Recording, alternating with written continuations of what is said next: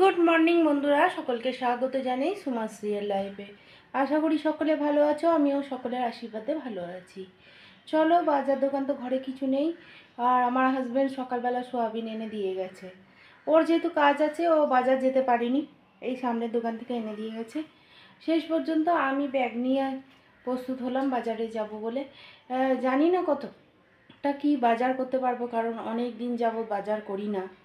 দেখি, সেইভাবে তো কিছু করব না, সামান্য কিছু করব। আর সোমবার আমার হাজব্যান্ড যেমন যায় তেমনই যাবে। চলো আজকে দেখি কি কি বাজারে পাই। চলো বন্ধুরা, বাজারের পথে চললাম। জানো, অনেক দিন আমি বাজার যাই না। আমার হাজব্যান্ডই বাজারে যায় আর ওই বাজার দোকান করে আনে। কিন্তু আগে যখন অনেক কম পয়সা ইনকাম ছিল, তখন আমি বেলার দিকে বাজারে আসতাম আর সমস্ত জিনিস দেখে শুনে বাজার করে নিয়ে যেতাম অনেক কম পয়সায়।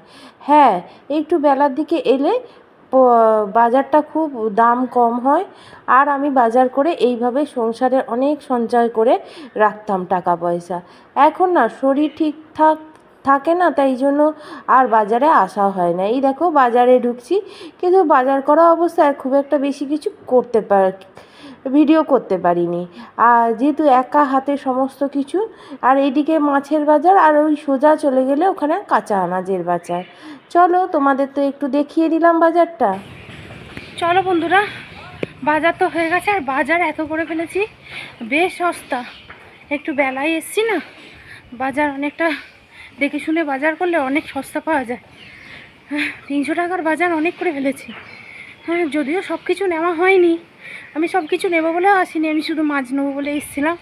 ভেবেছিলাম, তাও বড় ব্যাগ নিয়ে এসেছিলাম, যে লাস্টের দিকে গেলে না বাজারটা অনেক সস্তা থাকে। তাও আমি খুব তাড়াতাড়ি এসেছি 10টার সময়, আর বেশ অনেক বাজার করেছি। করে আর নিয়ে হাঁটতে পারছি না, অনেক দিন আসা অভ্যাস নেই তো, আর তাই হাঁটতে পারছি না। ছেলেকে ফোন করলাম, প্রথমে তো ও বললো আসবো না, আর আমি তো সব পয়সার বাজার করে ফেলেছি। এমন বাজার করার নেশা আমার, আর বেশ দামটাও কম পেয়েছি, সব পয়সার বাজার করে ফেলেছি। ছেলে বলছে টোটো করে চলে আসো। আমার ব্যাগে 1 টাকাও নেই, আমি টোটো করে যাব কি করে? শেষ পর্যন্ত ছেলে এসে বাজারের ব্যাগটা নিয়ে গেছে, আর আমি হেঁটে হেঁটে যাচ্ছি। চলো তো বাড়িতে যাই, আবার রান্নাবান্না আছে, রান্নাবান্না গিয়ে করব। আর ছাতাটা বেকার বয়ে নিয়ে এলাম, বৃষ্টি তো হয়নি, আর তাপ খুব রোদ্দুরে। চলো যাই, অনেক দিন পুরো বাজারে এসেছি, ঘেমে নেই চান পুরো। সব কিছু আমার হাজব্যান্ডই এখন করে, আগে আমি সব বাজার দোকান করতাম, এখন আর করতে পারি না। চলো গিয়ে আবার রান্না করব। বাজারে আর একা হাতে না, বাজারের দোকানগুলো আর তুলতে পারিনি, কারণ একা হাতে বাজার নেওয়া করা, ছাতা সামলানো, ব্যাগ সামলানো, ফোন সামলানো হয়ে ওঠে না, তাই জন্য চলো হাঁটছি যে হাঁপাচ্ছি, কথাও বলতে পারছি না। চলো আগে দেখতে থাকো তোমরা। চলো এবার বাজারগুলো দেখিয়ে দিই। আগে জানো অনেক বাজার করতাম, কিন্তু এখন তো আর পারি না। আর এই ব্যাগ নিয়ে যা নাজেহাল অবস্থা হয়েছিল, বেশ টুকটুক করে বাজার করতে করতে অনেকগুলো করে ফেলেছি।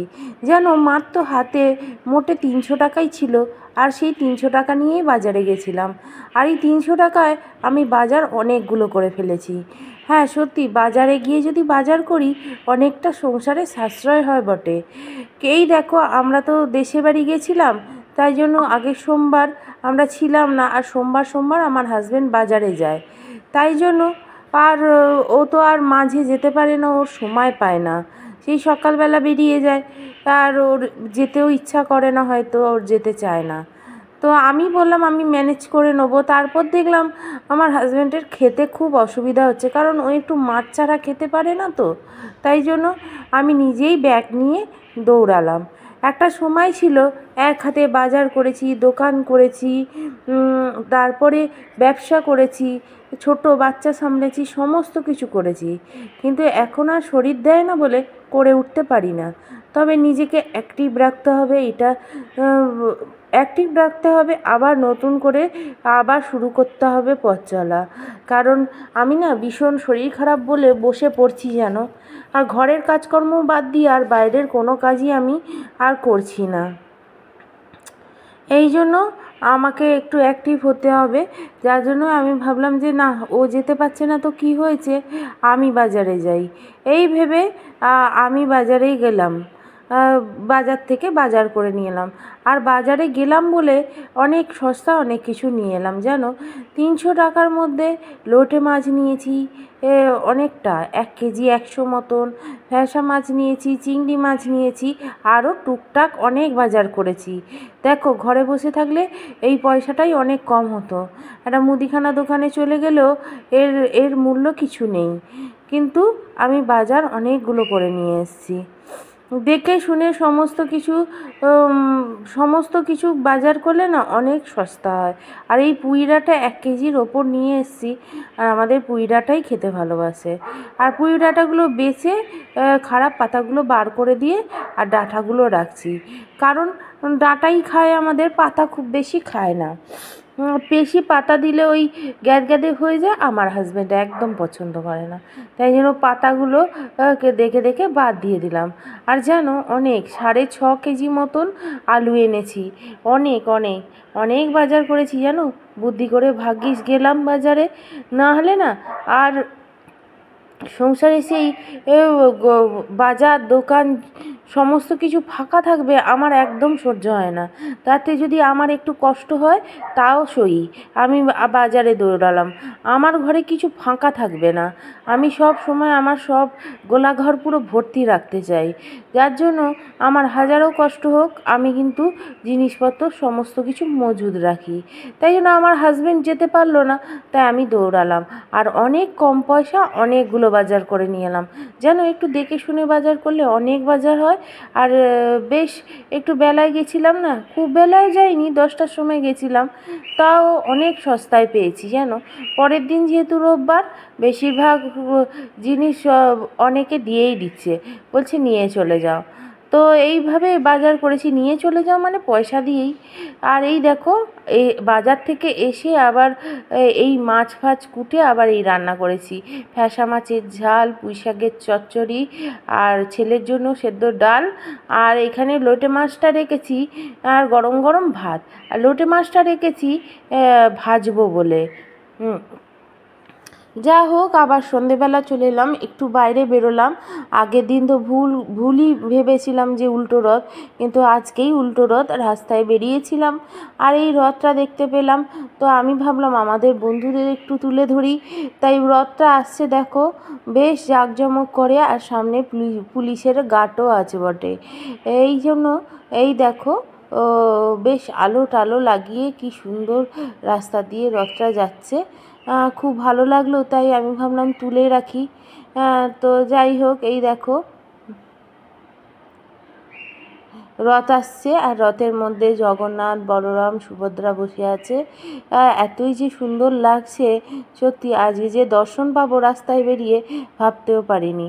তারপর চেনাশোনা অনেকে দেখা হয়ে গেল, ওরা হাত দেখাচ্ছিল। এই দেখো বাড়িতে এসছি আর রথযাত্রা জিলিপি খাবো না, দেখো কত কম পয়সা বাড়ির মধ্যে জিলিপি বানিয়ে ফেললাম বলো তো। দেখো সব কিছু নিজেদের হাতে, সাশ্রয় করা না করা নিজের হাতে। আজকে 200 টাকা কেজি জিলিপি, আমি প্রায় দেড় কাপ ময়দা নিয়ে প্রায় 500 গ্রামেরও বেশি জিলিপি করলাম। আর একটু বেশিক্ষণও লাগে না, খুব অল্প পরিশ্রমে এই জিলিপি তৈরি হয়ে যায় বাড়িতে, আর এত মুচমুচে না, খেতেও খুব ভালো লাগে। আমি কিছুটা স্টোর করে রেখে দিলাম, আর কিছুটা খেয়ে নিলাম। প্রায় এই গামলিটা খুব একটা ছোট নয়, হয়তো ভিডিওতে দেখাচ্ছে, এই গামলিটি 1 গামলি হয়েছিল। তো কী করব, আর বাইরে কিনে খাওয়ার মতন পয়সা আমাদের সত্যি এখন নেই, কারণ বেশ চাপের মধ্যে আছি। এই যে দেশ থেকে ঘুরে এলাম, শ্বশুর শাশুড়িকে টাকা পয়সা দেওয়া, তারপর যাওয়া আসাতেই অনেক টাকা খরচা হয়ে যায়। তো তাতে কি হয়েছে, মন খারাপের কিছুই নেই।